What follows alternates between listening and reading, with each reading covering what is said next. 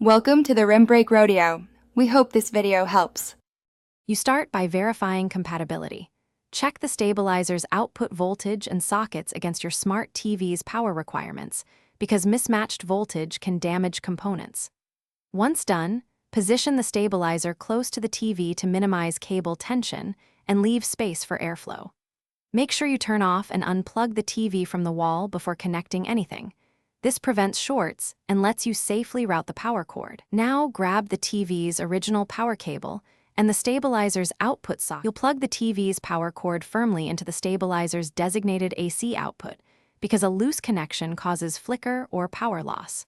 Once connected, route the cables neatly with ties or clips. This reduces strain on the connectors and prevents accidental pulls. Next, plug the stabilizer into the wall socket, then switch the stabilizer on. This ensures the TV receives conditioned power.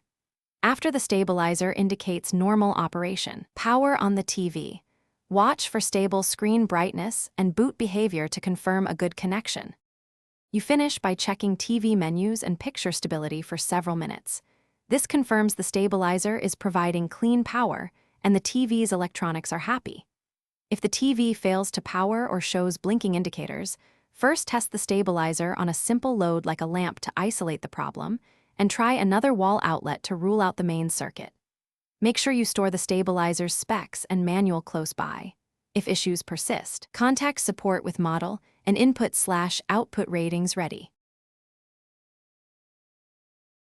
Thanks for watching. Consider subscribing if we helped you.